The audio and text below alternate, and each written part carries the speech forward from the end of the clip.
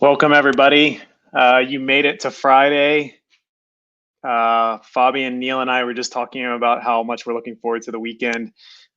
So I hope you are as well. I hope you have plans to get out and get some riding in as things continue to open up around the world. Please do so safely and respecting those around you by maintaining some social distance. Today, obviously, as I just alluded, we have Fabian Cancellara joining us today. And of course, our illustrious host, Neal Henderson, back for the final edition of the Wahoo All-In Live, live stream, I guess, for this one, live workouts for the rest of them.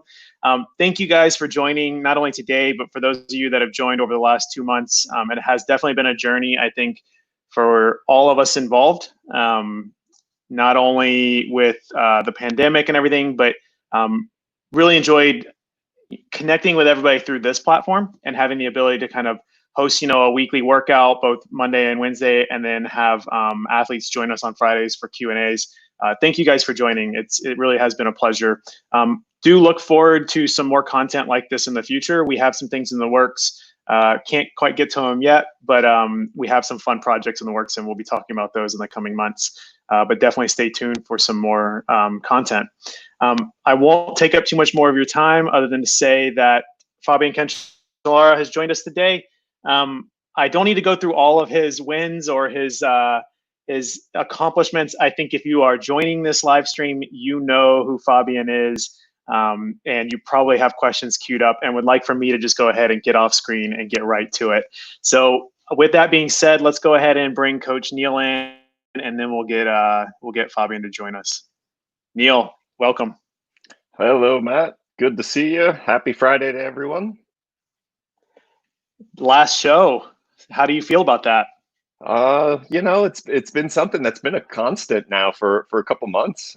So there's it's going to be a change. It'll be weird on Monday to not have that set time that I gotta get on the kicker bike here and get ready to do a workout with somebody really interesting and chat through it. So I guess maybe I'll pull up one of the old ones and I may just continue on my own a little bit for a little while and wind it down. We'll see. Yeah, it's sort of like a post Tour de France, withdrawals. You're like, I got to do something. Yeah, so this is right, what I do.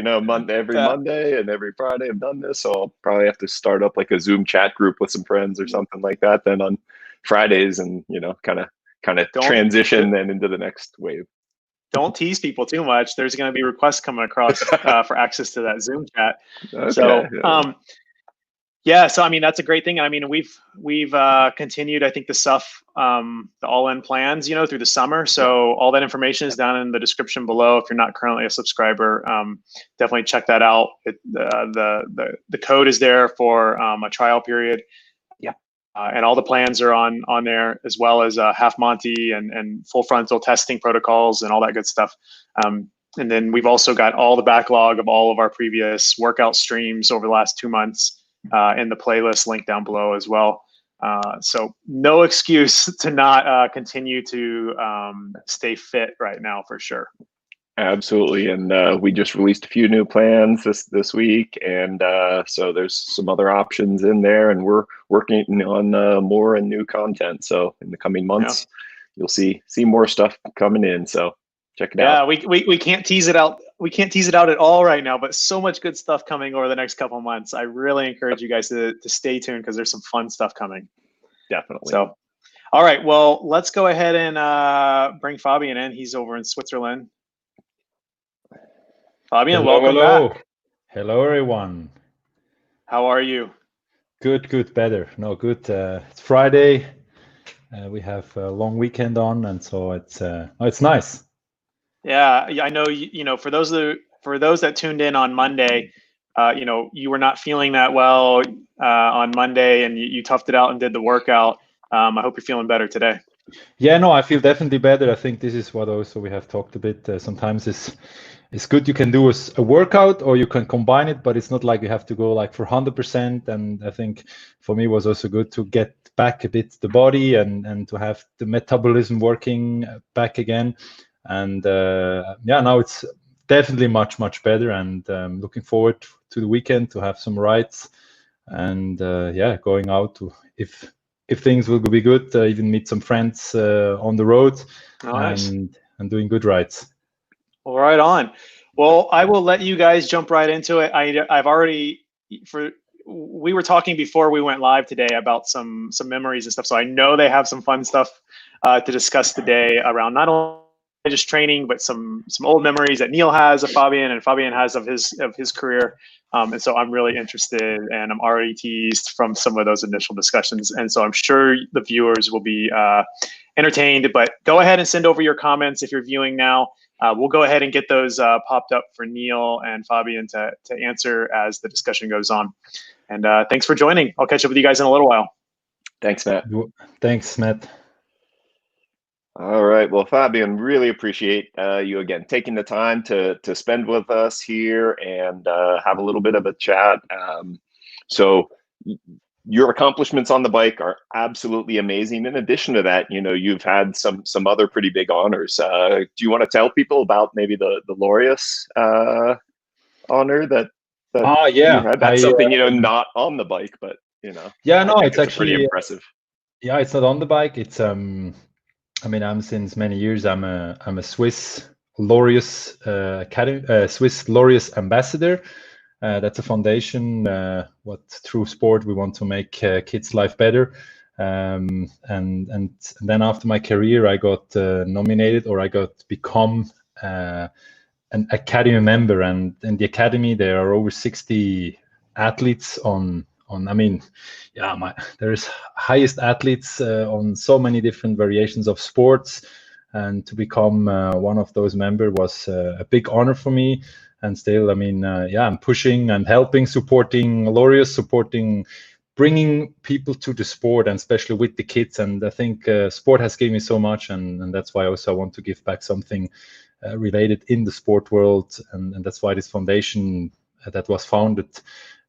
Just this week was the 20th anniversary where Nelson Mandela has started that 20 years ago because he said, hey, sport has the power to change the world. And I think it's definitely the case that this sport has definitely the power. Yeah, and you know, it's amazing what that group has done and what sport does in total. You know, we often think of, you know, one of the pinnacles of sport with the Olympic Games. And you've had, you know, the absolute utmost success, gold medal in 2008 and 2016. And I can tell you something that I saw in 2012 that honestly like honors what that sport is. I was coaching Taylor Finney at the time in 2012, and he finished fourth place, which again, is a very difficult place to finish at the Olympic Games when you don't make the podium. Yeah. But you were very gracious and came over afterwards. We were having a celebration with family and friends that were there, and you came over and talked with Taylor and congratulated him. I mean, I guess he finished maybe a place or so ahead of you. You had a hard crash in the road race just a few days earlier, and so you weren't probably feeling your absolute best. But for me, just seeing you, you know, who had that greatest success in 2008 and 2012, have a hard time, just come over and talk to you know, a younger rider and congratulate him on his ride and talk to him was very cool. Something that gave me, you know, a lot of respect for you as a person, not just as an athlete. Thank you. No, London was definitely difficult. I mean, London and the 2012 was the most difficult year where I had crashes. We get the burst from our daughter, and then a week later she had to go in the hospital. She had fever, so she had to do every test. So they kept her there. My wife was there, and in between I was training for the Olympics. And data wise, the trainer said, "Hey, Fabian, you are on top. You are super. You are in a perfect condition, but the condition is just what makes you winning bike races." So there's also the mental expectation and also the mental drive. And I was focused, but this 1 millisecond in that corner has destroyed everything. And sometimes there is someone here up there that watches us, and sometimes, yeah, gives you that what maybe was needed. And on the end, yeah, it was a hard time, but this helped me for what everything came later on. And there's always two sides: this the winning side or the losing side. And sometimes it's not just the winning where you learn most out of, it's also where you have, when you lose, when you crash, when you make own mistakes. They are tougher, harder to recover, but they make you stronger. Definitely. And that's the thing, again, all the accomplishments you've had over time, there's also these other pieces that are what create the whole. And working through the challenges really is what helps them propel you. A memory I have, a video, I have old videotapes of races and watched them many, many, many times, and watched them with athletes. Actually, when Taylor was a junior, riding on a stationary bike in the winter with a couple other junior riders, we would watch the 2004 Paris-Nice race, and the weather was atrocious, different stages, but some pretty amazing races. And there's one stage in particular where there was a large breakaway, and then it kind of fractured out into a few of you off the front. And it was you, Juan Antonio Flecha, teammates on Fassa Bortolo, and then there was Jan Kirsapu, who I think it may have been Credit Agricole. Jan was clearly a very gifted sprinter, had won sprint stages at the Tour and other major races. And so in that setup, you would think that as a sprinter, he would have maybe potentially an upper hand. But the way you two played that ended up with you winning that stage. Can you just talk through any pieces of that? Because there were a couple little elements that just made it such a very cool race performance. Yeah, definitely. I mean, I remember still really well that stage. I mean, first of all, it was shortened. It was, I think, even only 70K.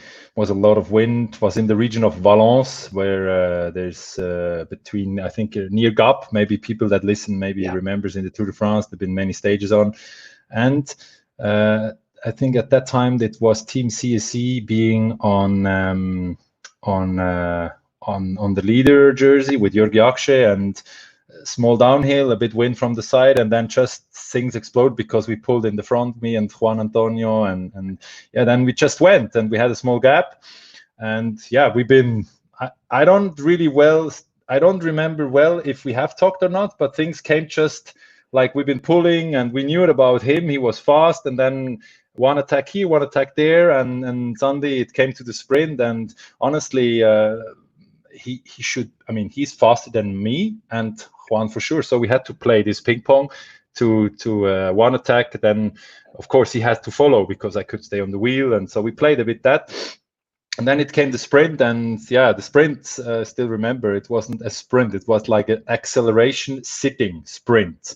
It was like where I have seen that I have a good acceleration, I can keep the speed, I can keep the power, but I could not go out of the saddle. And I still remember after that win, I still have many other wins more where I have won on sitting sprinting and not only on pure real sprinting out of the saddle where you put a lot of power also on the pedals. Yeah, and that's just an amazing putting together those pieces and how to have that kind of success when potentially you're outgunned and just straight up power, speed, but using the aerodynamics, using the tactics, all of those things, and just a great example there. Let's see. It looks like I think Matt maybe even has a video here pulled up. Yeah, it was right there. That seated acceleration, just an amazing. Yeah, I was also was tough with the wind, and sometimes, when you can push the pedals like accelerating. I think this is exactly sometimes what people or even maybe riders have forget that. I mean, it's not just when I have won races on the late years where I've won classics and so on, but my style was already born at that time. It was already born I was young. I have done the sprints many, many times like that. And of course, I've won also a sprint in Flanders against 3 Belgians in 2014. But I think that was my style, and I have never changed that and been continuing that with also when I could accelerate also on time trials, I could accelerate on sitting.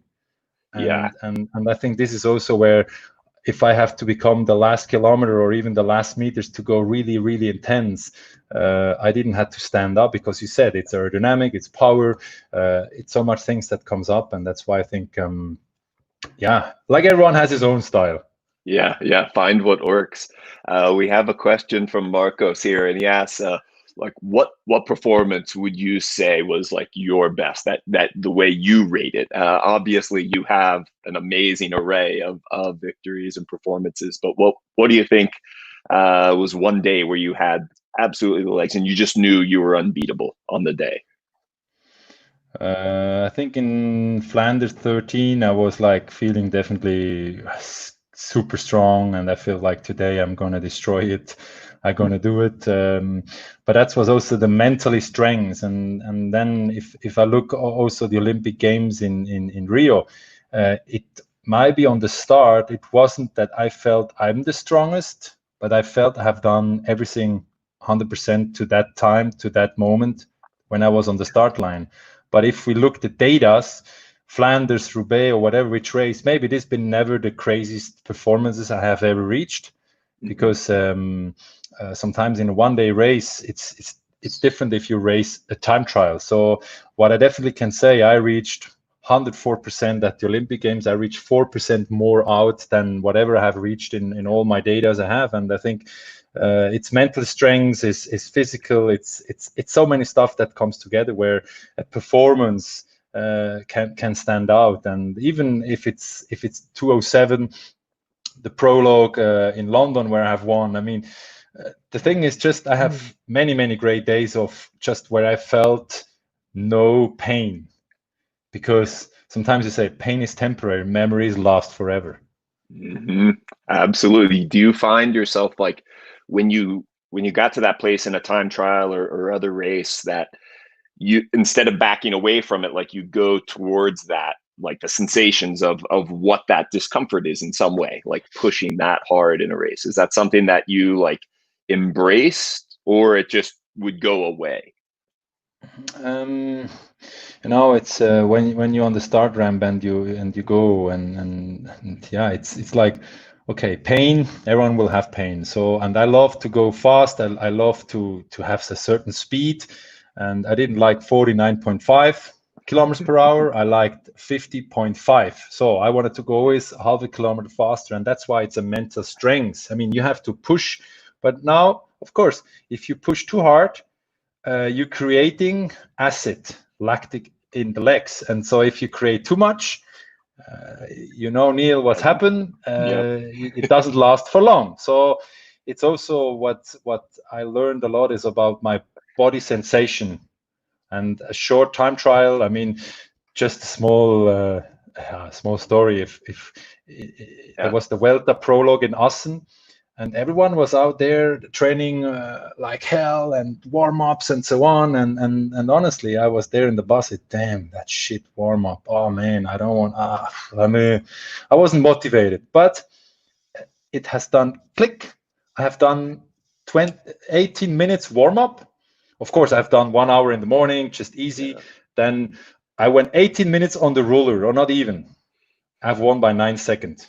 So amazing. As soon as I could switch on, I turned to be a badass. So in a lot of warm-ups, I was like sleepy. I was like just and then as soon as I hit, even also my body got into temperature where I had to do the warm-ups and so on. Mentally, I changed, and this has made me stronger and stronger, and has made me also winning races. I said always, I want to win. I'm not participating and do a nice race.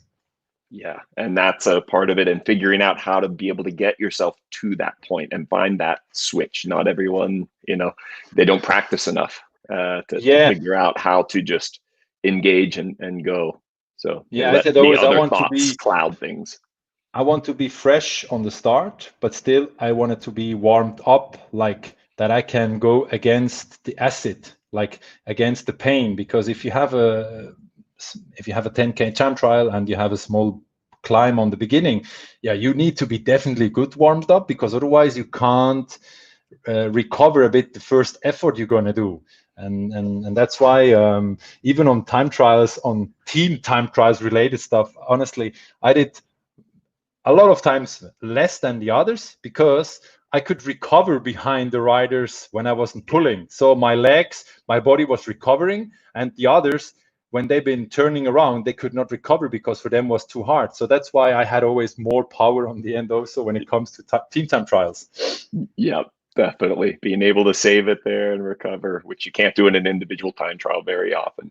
We've got another question here. This is from Matthew. He asks, who did you enjoy racing against? Like, was there a certain person, competitor that you liked, like knowing when they're going to be at the race, and it's a big one like that, you know, the best was going to come out of you? Yeah, I mean, I've been always. I mean, I always like to race, and who was there? I mean, I enjoyed if I had to make pain them or they make pain to me.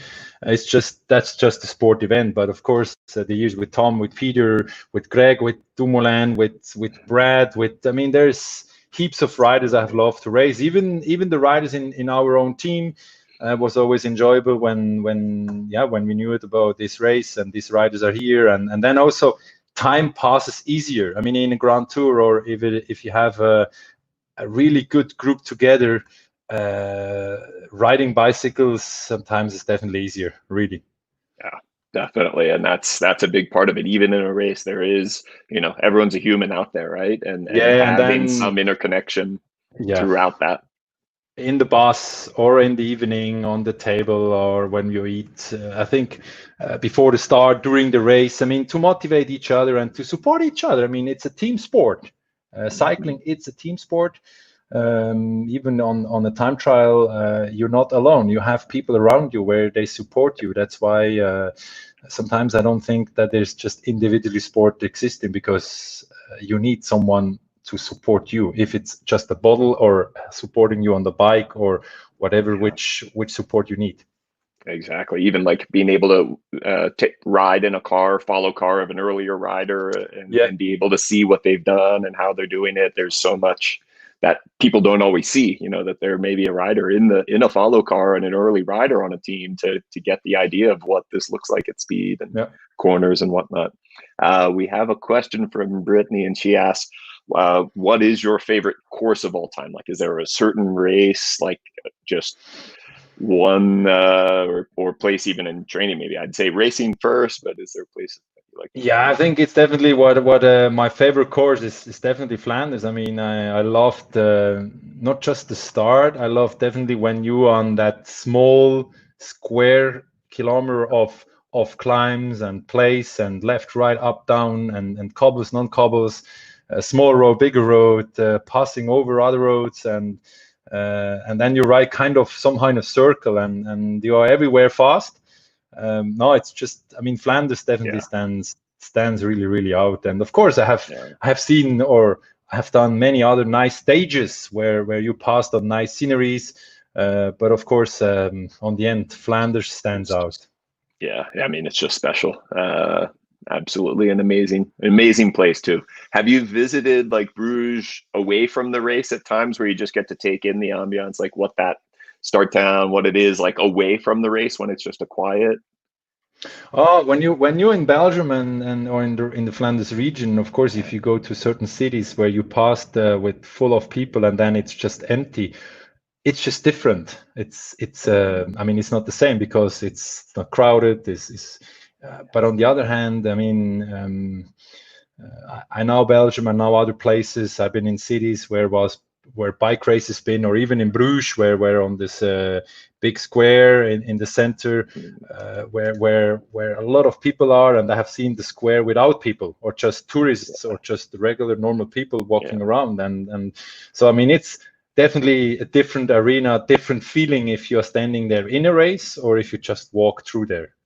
Yeah, and that's again one of the neat things in cycling, that you can visit these places and you go, if you get to watch a race and you see it with everyone there, and if you visit that same place a different time of year, and it's just completely different. That same stadium is there, but it's just not the same situation. So we've got another question from Matt, and he asks, you know, what would be your biggest racing regret? Is there a race that you didn't succeed at, that you really, that kind of is just like in there, that you have replays? Yeah, I mean, now and then. I mean, Worlds Mendrisio, or of its London 12.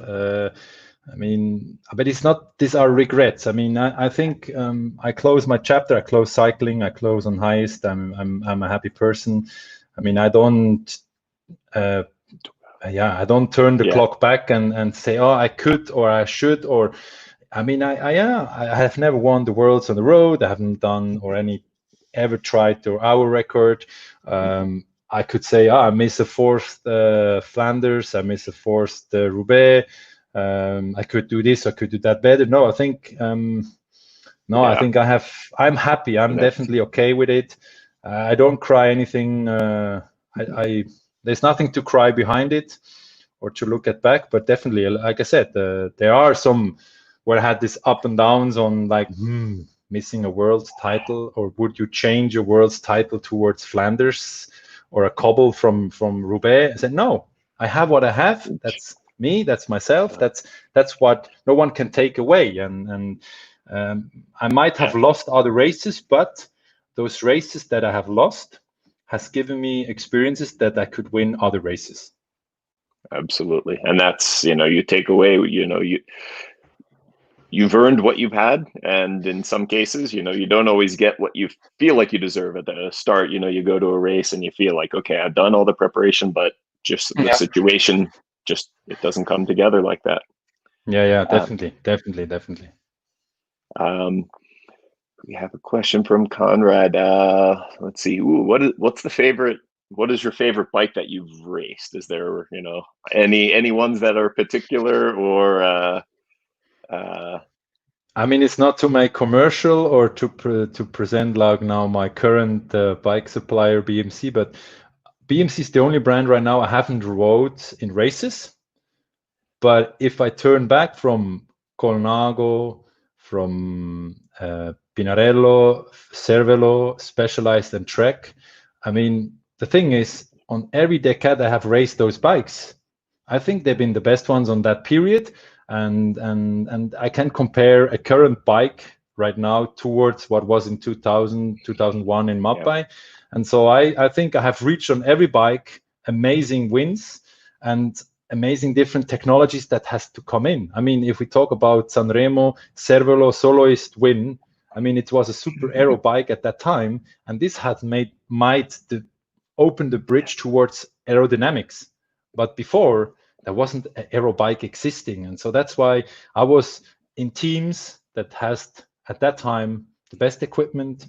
If it was with Specialized to creating the shift, the new time trial, or I came to Trek or with Trek to make the Domane bike, or now with BMC, where I'm a bit more involved also in process and development stuff to see what will come and what are in the pipelines. So that's nice, and that's why I feel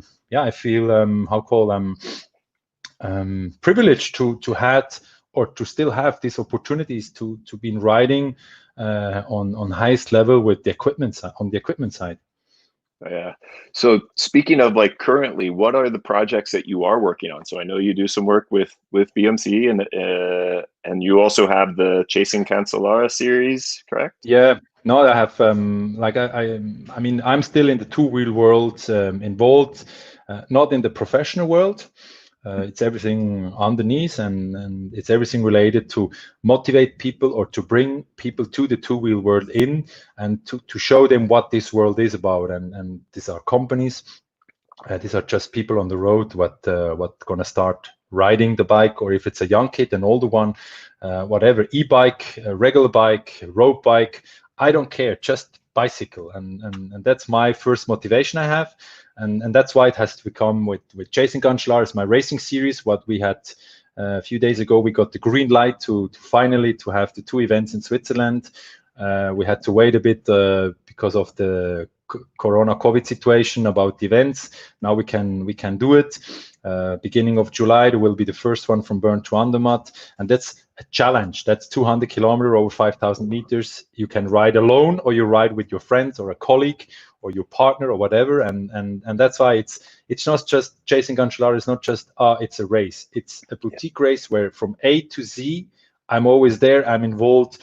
Podium, parkour, like the timetable. I mean, it's something created together. It's not just a company is doing it and then here that's the format, that's the event here and organized. No, I mean, from my companies, from another partner also, where we have everything set up in-house, and we have more events will come up.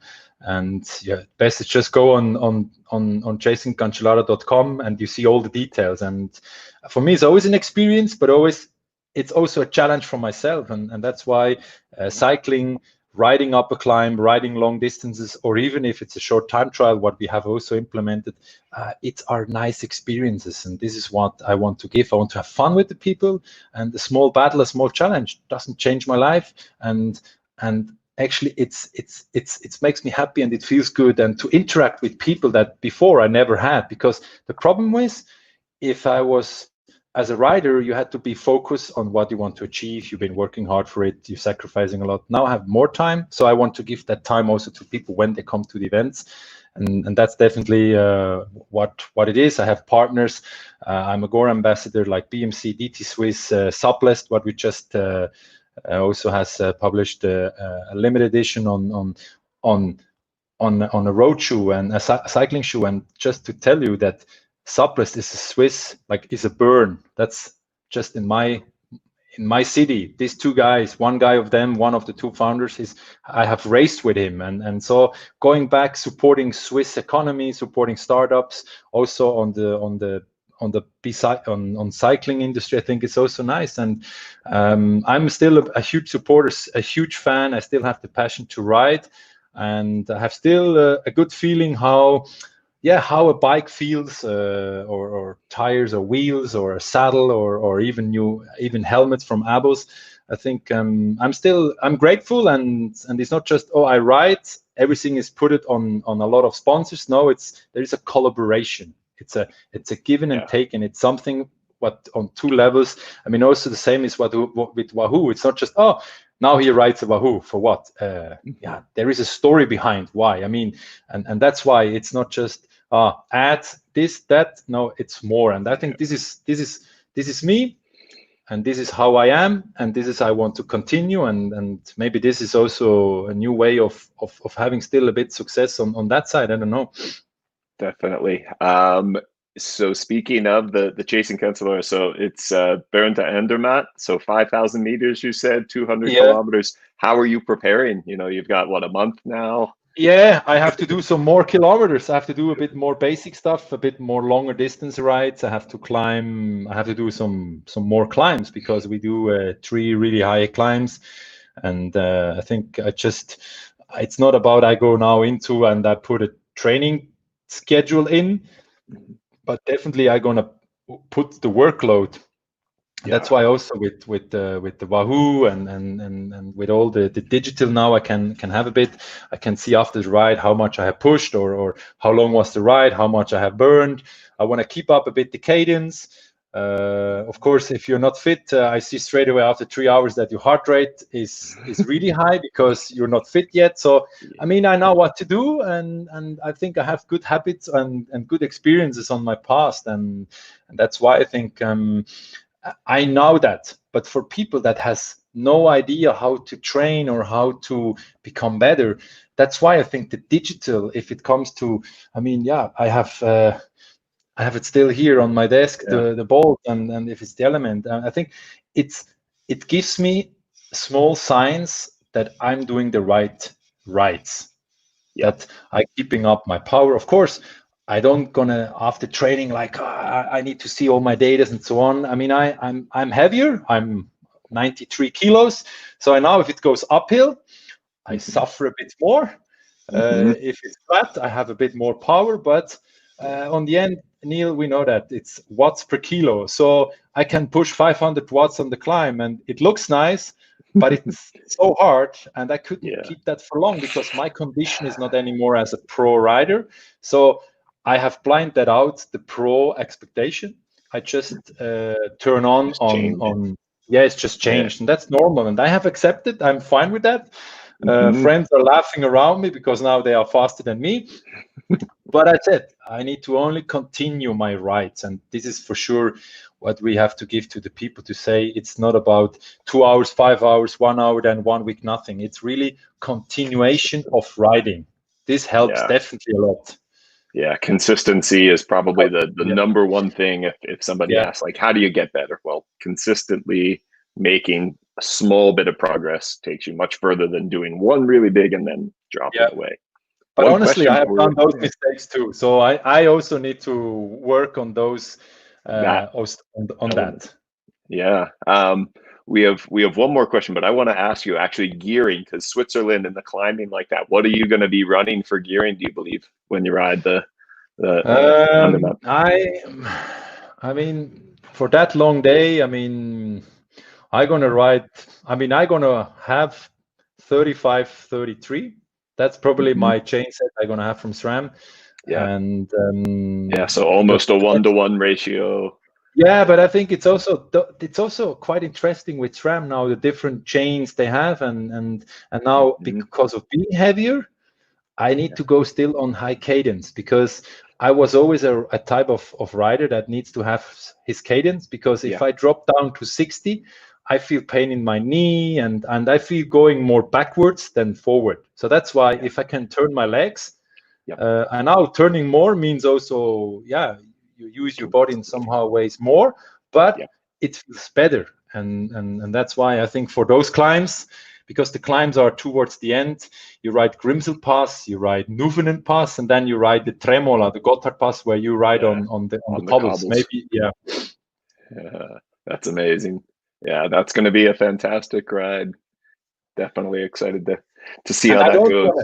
I don't want to stop on the climb and to suffer and to say, damn, I'm tired. No. And that's why I think this is the challenge for that event. Or even we have Zurich Zermatt in August, end of August, I think 28 also. And it's 300K. And it's almost 6.5 to almost 7,000, depends how you upload or which equipment you're wearing to see the data.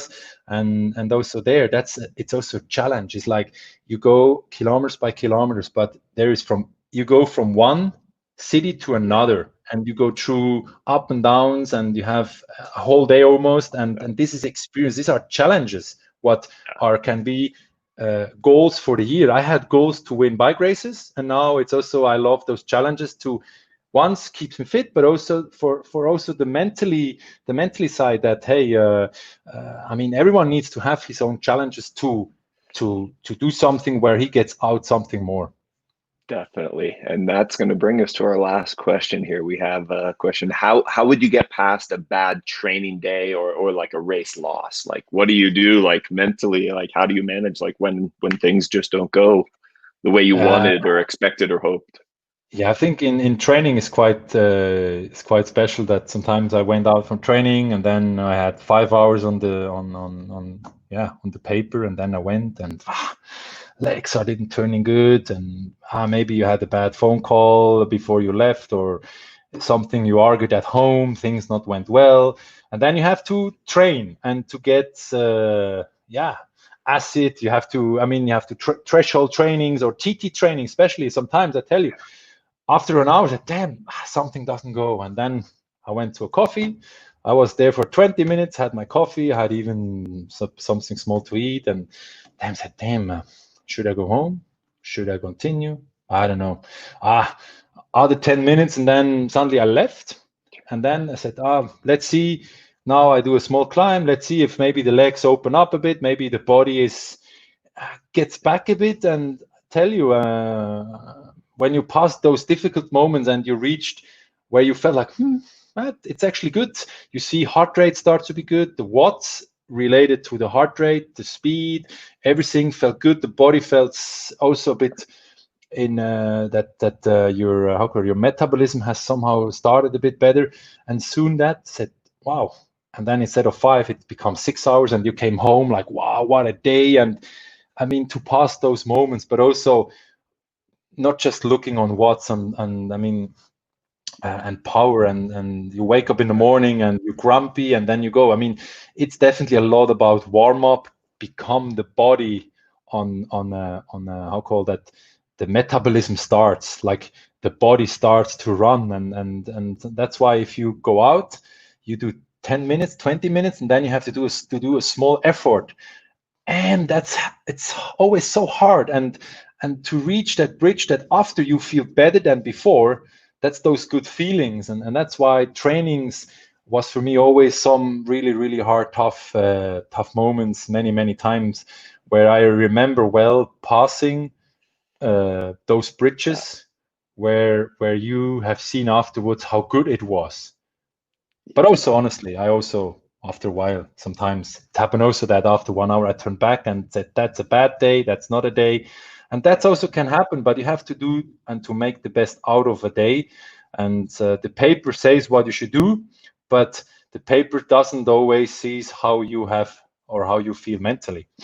Yeah. And that's, you have to be able to manage those 2 points. There's goals and a plan, I always say, but being able to adapt and adjust to the situation and then not beat yourself up. If it's one of those days where you go home early, it's done, you go forward. Yeah. You can't rewind and try to catch everything up. You just go forward. And that's I think something that a lot of times people don't give themselves that space to just say, it wasn't great, I'm going forward, don't worry about it. Or just as a last thing, if it comes to races, you go in a race, you feel, today maybe it's not so good. Okay, I support a bit my teammates. Then at the feed zone, I go out. And then we look tomorrow, next race. And then suddenly, the sports director say, hey, come on, let's make another lap, make another loop in the race. And then maybe if it doesn't go, whatever, then you go out. And then you pass the feed zone, and then suddenly attacks left and right, and then somehow you are in the front, and what do? You go out, say, no, I don't do it. And then you somehow you end up in a breakaway. Yeah. You know what happened?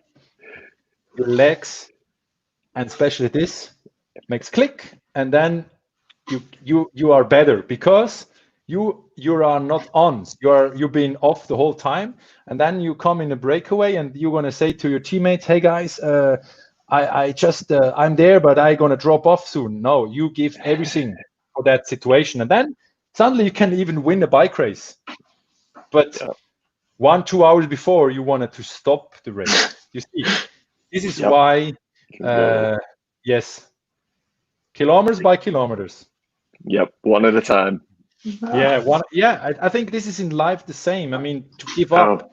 I mean, no, don't give up. There's always wait 5 seconds or another 5 seconds, 5 seconds, or kilometer more. Because now when we reach when we go over the threshold and we go full gas, of course you cannot go forever.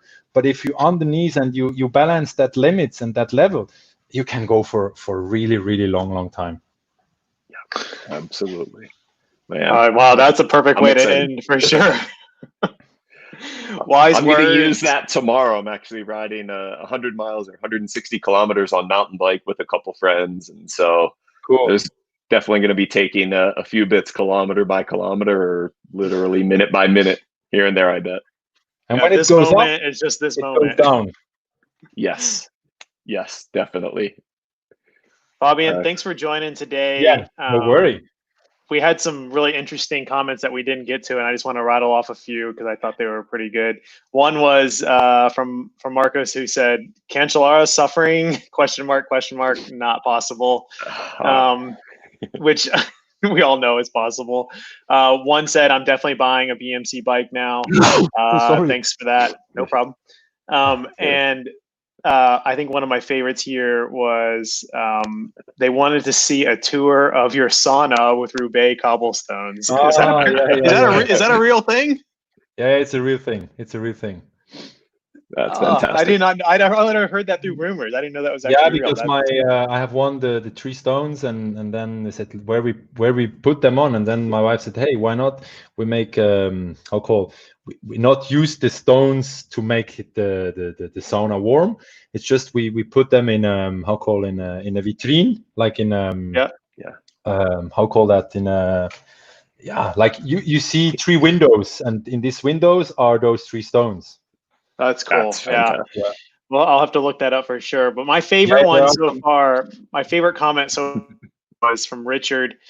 He said he didn't have a question. He just wanted to thank you for sending a good luck message to him on his wedding day back in February 2014, which I thought brought this full circle back to Neal's original cool. kind of comment with you about talking with Taylor after the Olympics and everything. And it just goes to show you, much more than an athlete, good human, and how much you mean to people and the sport in general. So yeah, that's for me biggest compliments. I think, yeah, Neal, you mentioned on the beginning. Now Matthew, you mentioned again. I mean, we are all human people.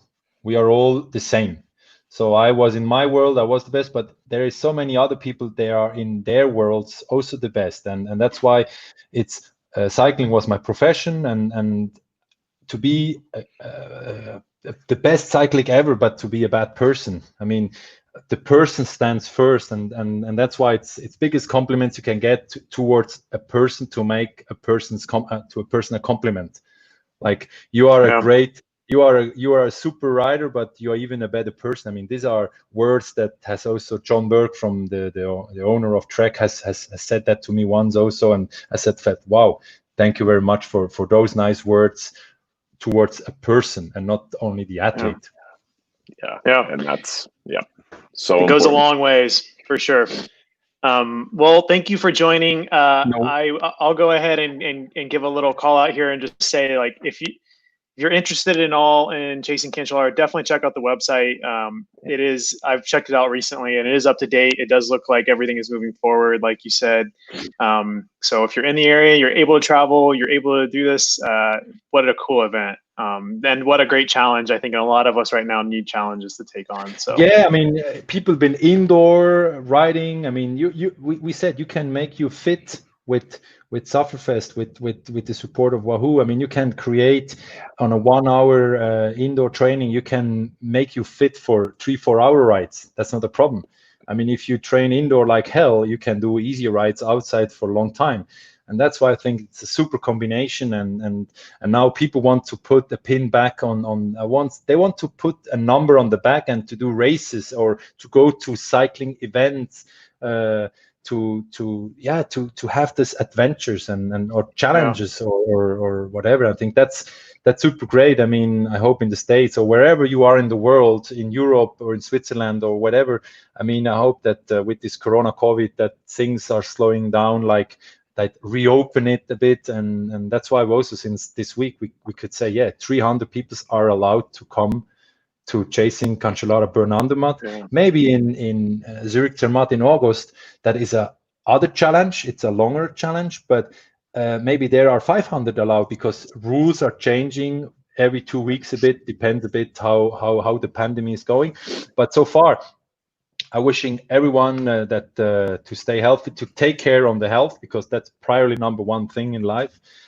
Without that, we know what's is. I felt that last week, stomach problems, so on, and you just feel bad. And now I feel much better.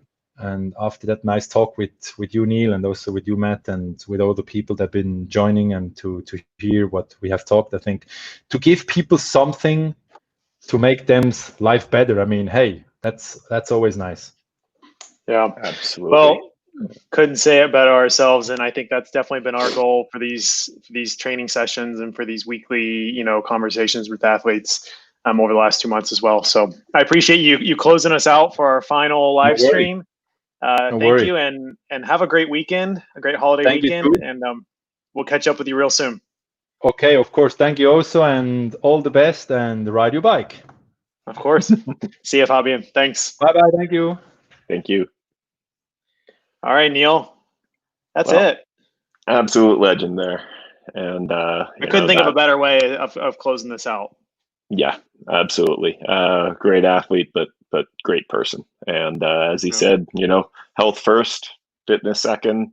That applies, and that's what we've been trying to help people accomplish through the All-In programs and training plans that we put together, and still a very key core concept of what we do. So with the app and with Sufferfest and with Wahoo. So yeah, and I think we should close this final one out together. And I've tried to make it a point to close out these live sessions with a closing statement of, be healthy, be safe, be happy. And, he just emphasized that to a T. So I can't think of a better way of closing it out other than to say thank you guys for joining over the past 2 months.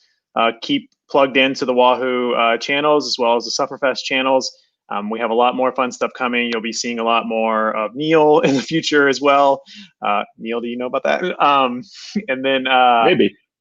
And then, but we'll catch you guys soon. Until then, be healthy, be safe, and ultimately be happy, everybody. Thanks a lot. Take care.